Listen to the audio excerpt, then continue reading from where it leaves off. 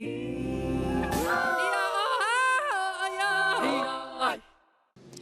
at the annual general meeting of the world's biggest chip manufacturer, the lifeblood of global tech supply chains. But is TSMC more of a threat to Taiwan than its silicon shield? A university professor is the latest to be accused of sexual misconduct in a recent slew of cases that people are referring to as Taiwan's Me Too movement. A 17-year-old Taiwanese baseball player just signed with the Major League Baseball team. Who is he, where is he going, and what's his contract worth? We'll have that for you shortly. Plus, it's Bluefin tuna season here in Taiwan, and we take a look at what this event is all about.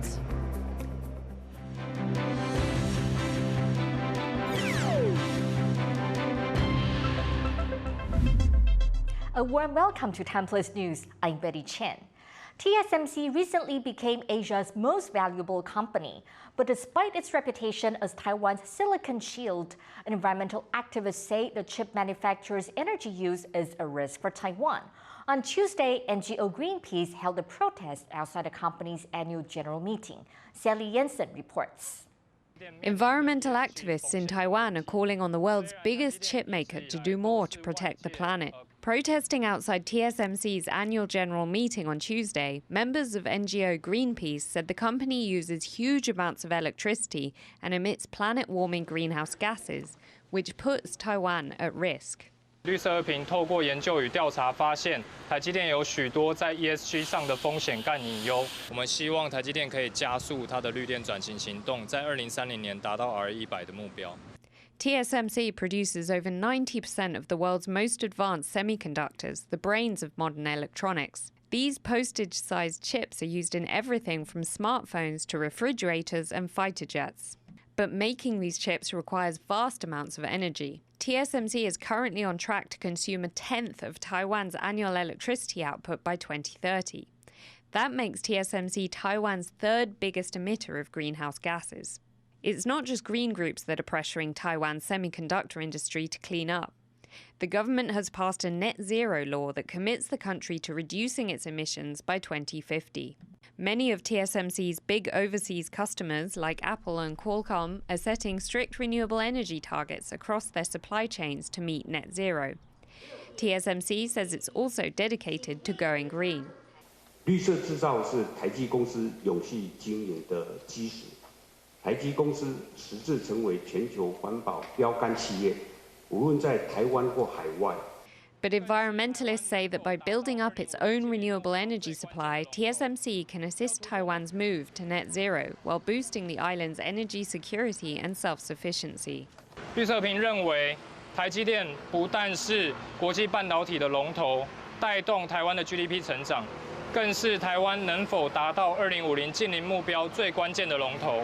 But as the global climate crisis intensifies and Taiwan feels even more of its disastrous effects, as one of the country's biggest consumers of energy, the semiconductor industry could be as much a threat as a shield.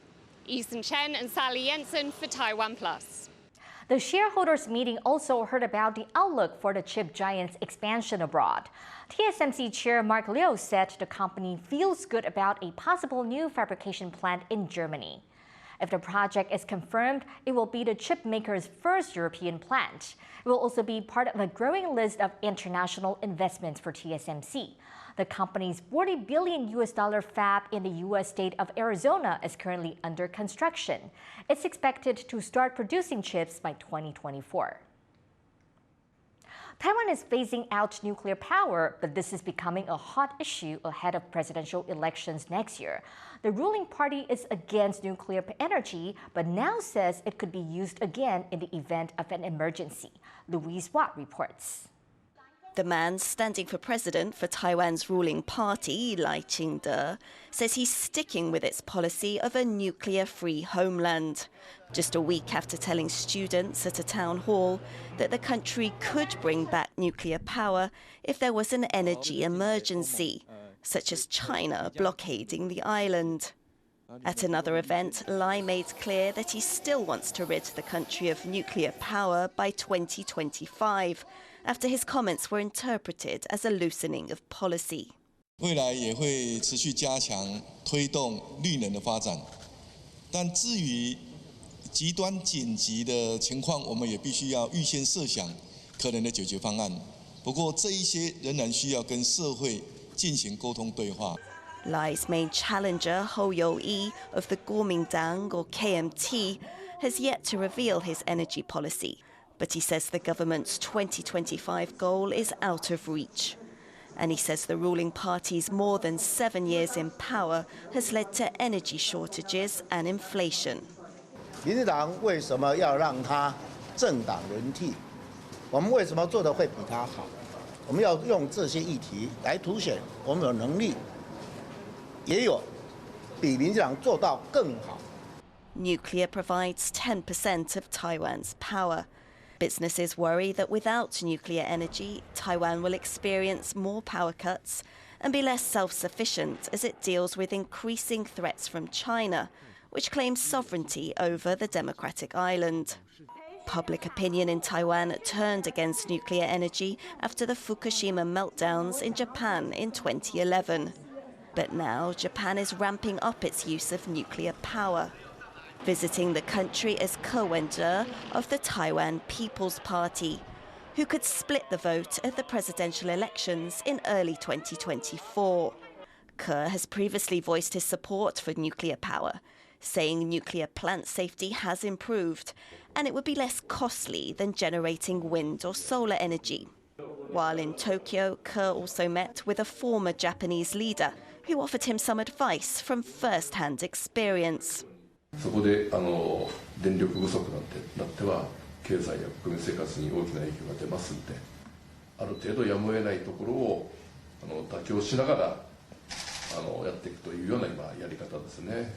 The war in Ukraine and a sharp rise in energy prices has pushed Tokyo to extend the life of nuclear reactors and build new units, a move unpopular among some Japanese.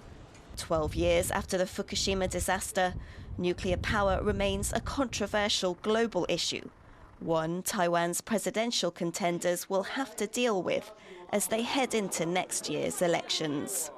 Klein Wong and Louise Watt for TaiwanPlus. Politics in southern Taiwan just got an upgrade.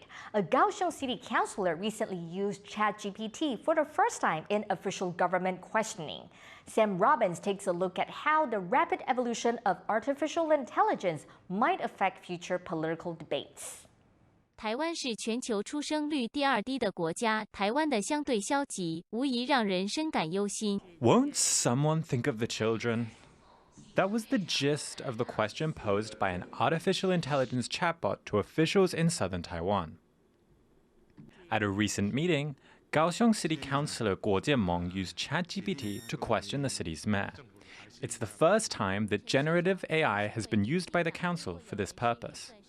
Guo turned the session into a real performance with robot visuals and computer-generated audio.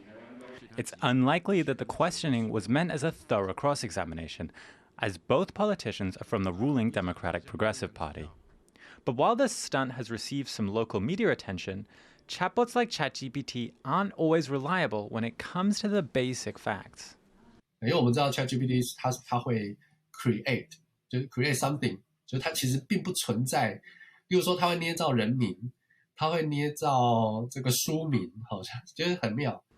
It can also make up numbers and statistics. The chatbot stated that Taiwan saw 90,000 fewer births in 2022 compared to 2021. This is wrong. The correct figure is closer to 15,000. Despite the skewed numbers, Mayor Chen Chi-mai responded in earnest about his party's childcare policies. And because the information these chatbots generate can be unreliable, experts say there is a growing need to educate people on how flawed these systems can be. 我们可能得培养一些能力，那这个能力可能可以，我觉得让我们更小心的去使用它所产出来的内容，而不是说它产出来之后我们就相信它。 Chatbot systems make guesses on what words go together based on existing materials, and pick up words that show up more often. The fact it spoke about declining birth rates only tells us that there's a lot of text on this topic, not how important it is. So, when it comes to grilling politicians about some of the biggest issues facing society, chatbot systems like ChatGPT are unlikely to replace basic human curiosity anytime soon. James Lin and Sam Robbins for TaiwanPlus. In Taiwan, Facebook groups where private or illicitly taken photographs are posted have been growing in number. They are known as risu groups. The photos posted in them are mostly of women and have been posted without the permission of the people they feature. The photos are shared using URL shortening technology, which makes it difficult to find their source. Lawyers have warned anyone found resharing images without permission can be sentenced to 5 years in prison. 这些偷拍的 RISU 社团就像病毒一样复制的到处都是，任何人看到自己的影像被公布在网络上，都会是一辈子的伤痛。 Another person has spoken out about sexual harassment by her professor when she was a university student. It's the latest in a slate of sexual harassment cases that people are referring to as Taiwan's Me Too movement. Bing Wang reports. A university in southwestern Taiwan becomes the first academic institution in the country to grapple with allegations of sexual harassment against a member of its faculty. A graduate of the school has accused a former professor of inappropriate behavior. Me Too 的事件还就燃烧全台哈，所以我们本校格外重视哈，所以在第一时间就受理，然后积极处理。 University officials immediately reported the accusation to the authorities. It's the latest in a slew of sexual harassment allegations coming to light in what some are calling Taiwan's Me Too movement, referring to the global campaign against sexual violence that began in 2017. A week ago, Wang Dan, an exiled Chinese activist who survived the Tiananmen crackdown in Beijing, was accused of sexual assault by a former employee. Since that allegation was made, members of both the ruling and opposition parties have had sexual harassment complaints made against them. It's empowered more people to come out with their accusations of sexual misconduct. According to a 2022 survey by the Labor Ministry, 140,000 women and 60,000 men have experienced sexual harassment in the workplace, but only 20% of women and 50% of men have reported their abuse. Women's groups say there are two key factors as to why people don't speak out. One is a lack of education. 很多事情没有办法妥善处理，其实是这一些所谓的主管的部分，他的就是性别的一些意识的错误，或者是说他在这样子的一个因应能力上的不足。 Another reason is a lack of resources offering supports. 我们大概发现会有7到8成的被害人是选择不申诉、沉默的。那最主要就是事实上他们并没有像社工这些专业的一个服务。 Organizations against sexual harassments are quickly setting up more prevention systems, with the number for victims to contact to report their harasser. They hope that raising awareness and increasing support for victims can help protect people from harm. Devin Tai and Bing Wang for TaiwanPlus. Taiwan's military says it's planning to conduct exercises designed to defend against an attack on its largest international airport. The drills will be part of the Hanguang military exercises, Taiwan's largest war games, which are due to take place at the end of July. The drills will focus on keeping an enemy force from landing on a beach and attempting to take Taoyuan Airport. This would be the first time the exercises include drills focused on protecting an airport.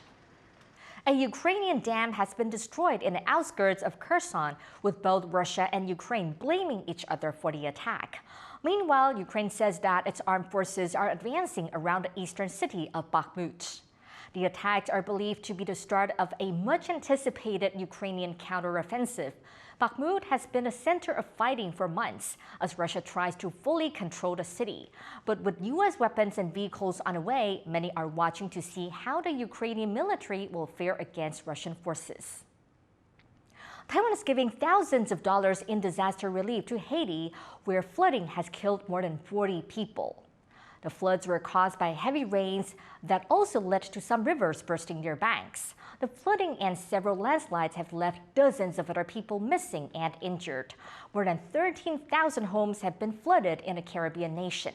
Haiti is one of Taiwan's few remaining official allies. Coming up, Taiwan brings the work of its younger generations to one of the world's most prestigious architecture events. Stay tuned.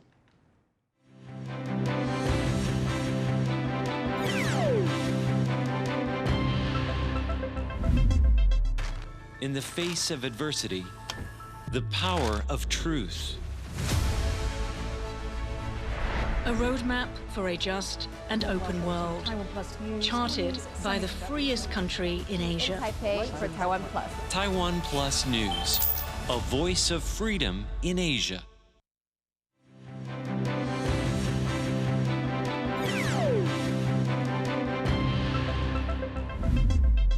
Welcome back. You're watching TaiwanPlus News. A teenage Taiwanese baseball player has committed his future to a major league team.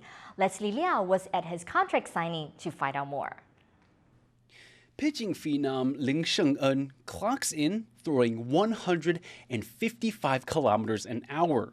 No small feat for a high schooler. The ace has expressed interest in playing professional ball abroad, and he certainly has the chops for it. Ling has been a hot property, drawing the attention of baseball scouts from around the world. It was never a question of whether the young pitcher could go pro and play for a top team. It just came down to where he wanted to play, and now we finally have an answer.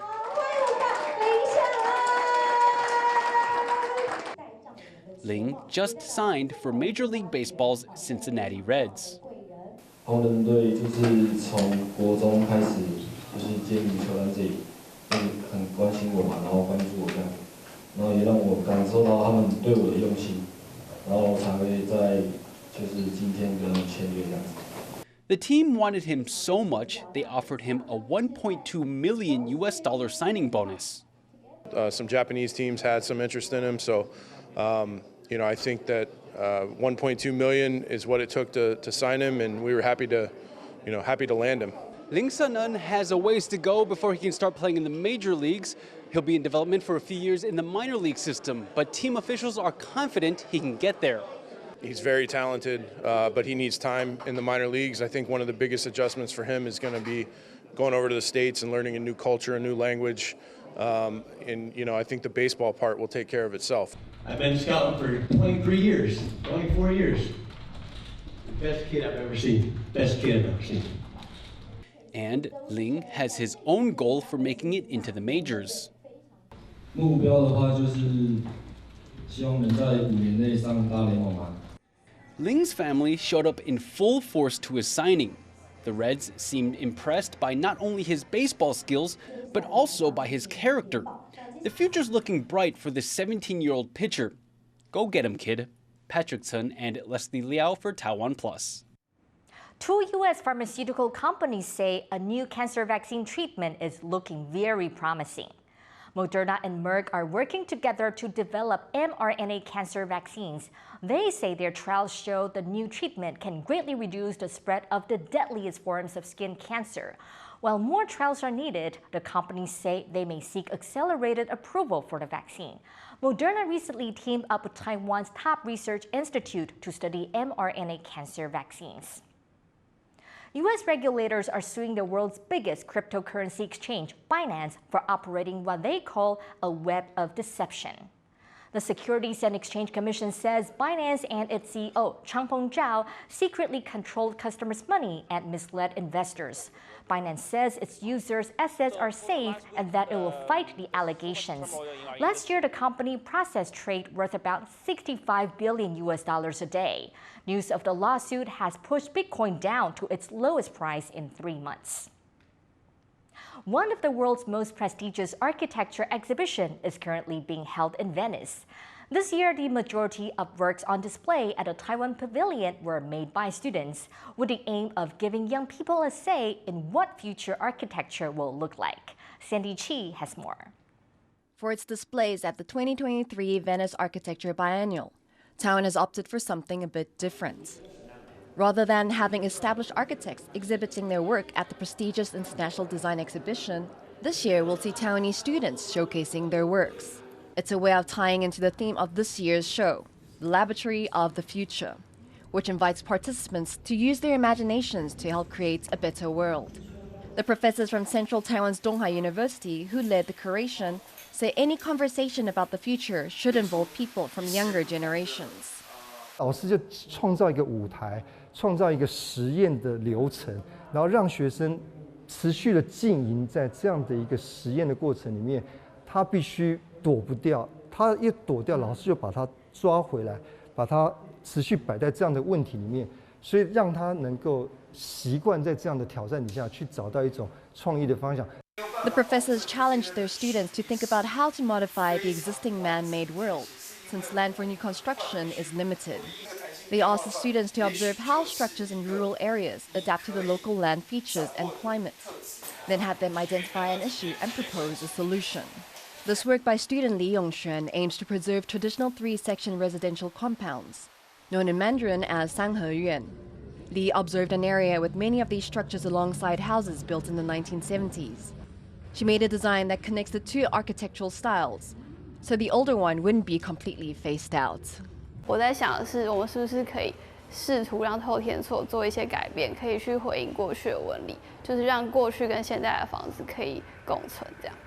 Another work by Chen Huanlun features a structure built on a piece of farmland between residential and industrial blocks.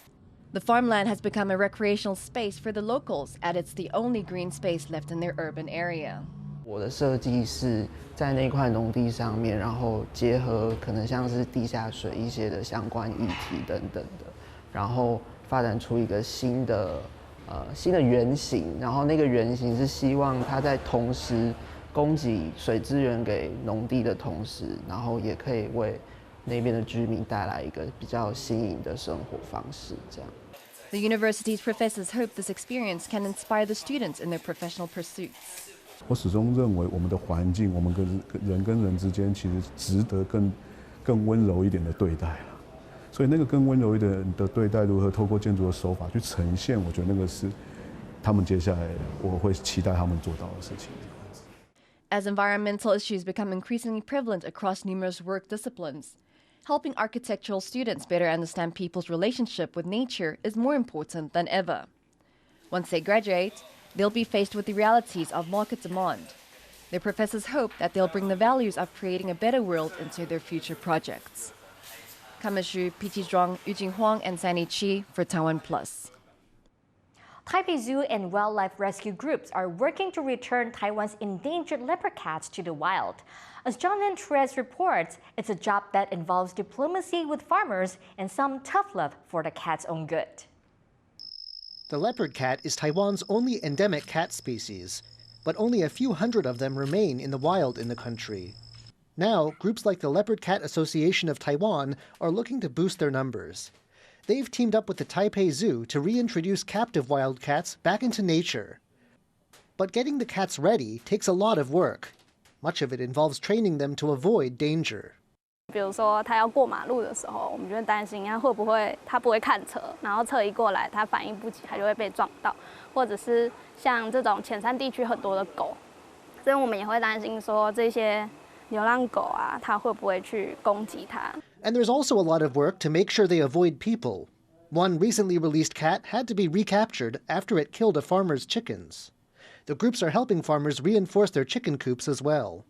我晚上特别注意，就看到它再来咬我的另外一只，我把它赶走，它就被我赶走了。我有看到。 They say startling the cats with loud noises is key to teaching them to stay away from where humans are. 希望他做一个连结，就是觉得接近人，那就会有这些负面的状况，很大的声音接近他，或者是就是有一些负面的观感，然后让他觉得人类是很可怕的，那他就比较不会想要接近。 The group see this as the tough love needed to get the cats to stay where they are safe, deep in Taiwan's mountains. Devin Tsai and John Van Trieste for TaiwanPlus. It's bluefin tuna season in southern Taiwan, a time when the fish swim past the country's east coast, bringing good business for fishers and tourism. Our reporter Sandy Chi has to the fish market.